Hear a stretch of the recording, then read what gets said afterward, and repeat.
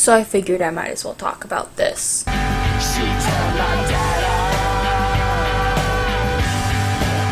So I think to start off with, I'm going to go on a little tangent. So if you don't want to hear that, and you just want to get to what I think about pedophilia on YouTube, then you can go ahead and skip the time mark on the screen, which I will put there, over me failing at volleyball and being bored. But yeah, my thing with pedophilia on YouTube, to start off with, is what we consider pedophilia. Like, where do we draw the line? Like, yes, 14-year-olds, that is not okay.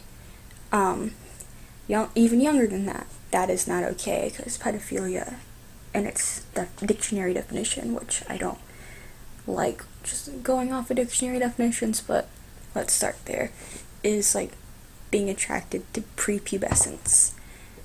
Not minors, prepubescence, and that's where the whole pedophilia thing gets messy, because a lot of times, especially on YouTube, if someone is found out to even say like, oh, this 16, 17-year-old's attractive, that's considered being a pedo, which I could see because they are minors. But in the United States, more often than not, they're the age consent. And I know in my state, North Carolina, that as soon as you hit the age consent 16, there's like a 3 to 4 year age gap. So like a 16-year-old could sleep with a 19-year-old and it'd be okay, unless the parents really, really push for statutory rape, which I haven't heard of yet. But I also know there was a case like a couple years ago in like Fayetteville, North Carolina, where like two 17-year-olds were sending each other nudes and they both got arrested for child pornography. Because I know in some states there are laws to protect teenagers sending other teenagers stuff like that, or to protect teenagers who are coerced into sending child pornography and producing child pornography. But in most states there aren't, and you can still get charged, even if it's consentful, regardless of situation, which I don't think is particularly correct. But like, I think I should give a hypothetical to explain myself further. Like, a popular YouTuber was talking to like a 16, 17-year-old, and they really hit it off. And they were talking, and there was some overtones of innuendos and things like that. Nothing like overtly sexual going on, or even if it did get overtly sexual, would that be considered pedophilia? Because I feel like on YouTube it would be, but in reality it shouldn't, because they are the age consent and they're nearly adults. So I don't know, it's a bit confusing, it's a bit blurry and a lot of gray areas, but that's just my 2 cents on pedophilia to begin with. And now I will get into pedophilia on YouTube, and the fact that I don't think a lot of people realize that YouTube is one of the best platforms for pedophiles, and I feel like I should explain that. So yeah, I'll get into that. The first instance I remember of a YouTuber being outed as like a rapist or a pedophile would be Sam Pepper and V1I, because they happened at around the same time, and it was both with mildly underage girls, and it involved alcohol. And I was kind of like, okay, that's suspicious, because they're both like vloggy. I know Sam Pepper was more of a prank channel type human being, but I just thought that was interesting that around the same time, 2 prominent YouTubers who do sort of similar things came out having rape allegations with an underage girl around the same time. And since then we've seen a lot of like Minecraft pedophiles, and most recently Austin Jones, who is a vlogger and a singer from what I understand.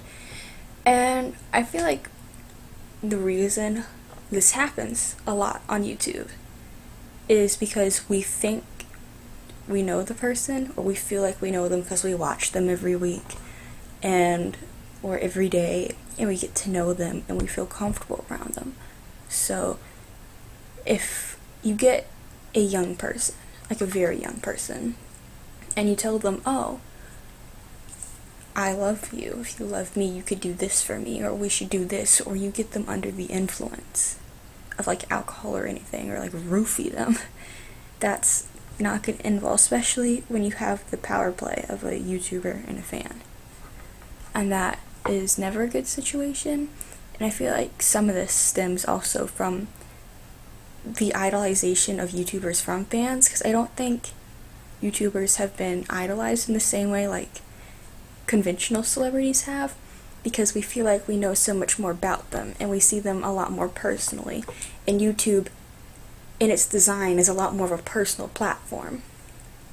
And so it's so much easier for pedophiles to use YouTube than it ever was for them to use like AOL chat rooms or any sort of chat room, because YouTube reaches such a wider audience and because you feel like you know the person.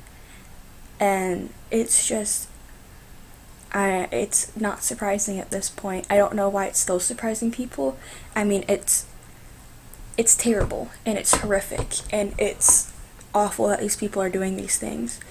But are we actually surprised that YouTube's being used in this way? That a platform where you broadcast yourself and put your personality out there is being used to manipulate people, so people think they know you, so they're comfortable around you, so they'll listen to you. Is that really what we're going with? That this is still surprising and shocking? Because this is like the 10th YouTuber or something? I mean, probably less, because I don't count the whole Zoe Berger, is that her last name? Zoe Berger, whatever, thing as a whole. I don't know why that was even considered a pedophile scandal, because she was releasing nudes at 1 million subs. Well, she's an adult, and if we're gonna pretend that kids don't already see naked people online, then that's horribly naive. But yeah, that's just my opinion, and I hope it made sense. It's a very sad thing that pedophiles are using YouTube like this. I know I've been seeing a lot of YouTubers saying, oh, there's an underground pedophile following on YouTube, and I'm kind of like, that doesn't surprise me, because YouTube is the perfect platform for people like this. The perfect platform to manipulate a young, malleable audience to make them feel like they know you, so they'll listen to you and be comfortable around you. And I know I'm repeating that a lot, but that's how grooming works. When a child predator grooms a child to take advantage of them, that's what they do. And it's terrible. But yeah, pedophile on YouTube, it's not gonna stop. It's nothing new, and it's very sad. So yeah. This is depressing. If you like this, and you liked my opinions, like and subscribe. If not, like and subscribe. Sayonara, motherfuckers.